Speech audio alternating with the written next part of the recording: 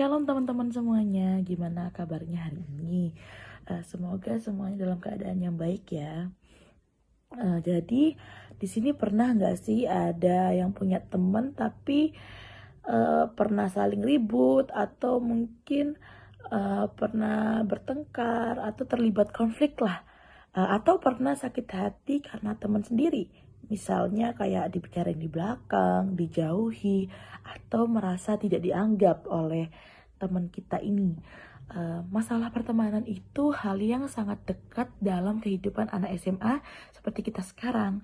Hampir setiap hari kita ketemu teman, ngobrol, bercanda, tapi juga nggak jarang kita ada konflik di dalam pertemanan atau di lingkaran pertemanan kita.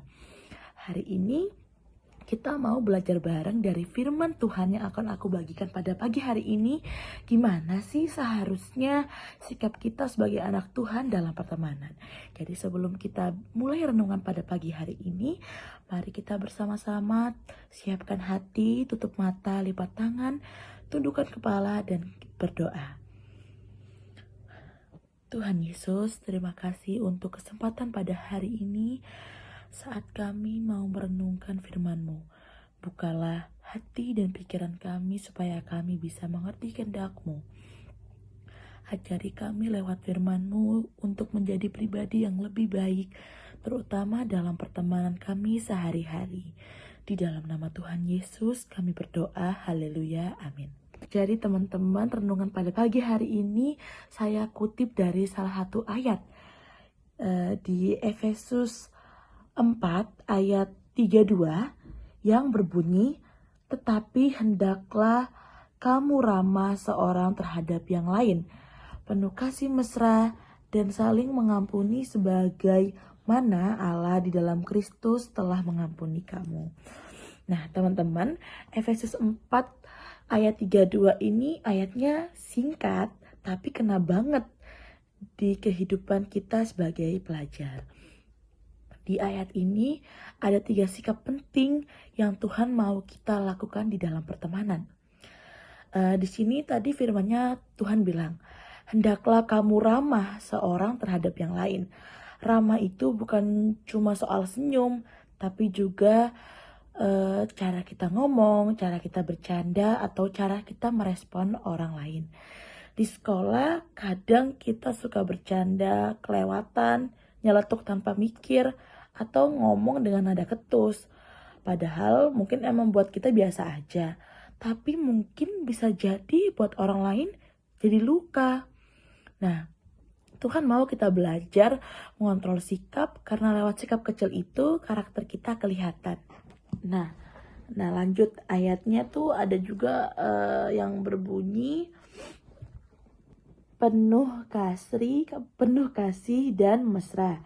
Nah, kasih itu nggak gampang diomongin, tapi susah buat dipraktikan. Apalagi kalau lagi kesel sama temen. Seringkali yang bikin hubungan rusak itu bukan masalah besar, tapi ego. Mungkin kayak gengsi buat minta maaf, ngerasa paling bener, lebih milih diem daripada beresin masalah. Kasih itu berani mengalah, bukan karena kita lemah, tapi karena kita mau menjaga sebuah hubungan. Nah, di dalam ayat tadi ada bagian yang mungkin paling berat buat kita manusia, yaitu saling mengampuni. Nah, mengampuni itu adalah salah satu hal yang mungkin gak mudah, apalagi kalau lukanya dalam. Tapi firman Tuhan kasih kita alasan yang kuat. Kenapa sih kita harus mengampuni? Ya, karena Kristus telah lebih dulu mengampuni kita. Tuhan Yesus mengampuni kita bukan karena kita sempurna, tapi karena kasih-Nya yang besar. Kalau Tuhan bisa mengampuni kita, kenapa kita gak belajar buat mengampuni sesama? Mengampuni itu bukan berarti kita ngerasa kalah, bukan berarti kita kalah, tapi berarti kita memilih perdamaian.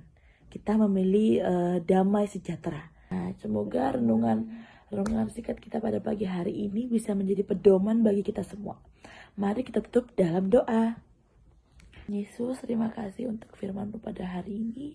Kami sadar kami seringkali masih egois, mudah marah, dan sulit mengampuni. Tolong kami ya Tuhan, supaya bisa menjadi pribadi yang ramah, penuh kasih, dan mau mengampuni seperti Engkau telah mengampuni kami. Pakai hidup kami menjadi berkat di sekolah, di rumah, dan di setiap lingkungan kami. Di dalam nama Tuhan Yesus kami berdoa, haleluya, amin.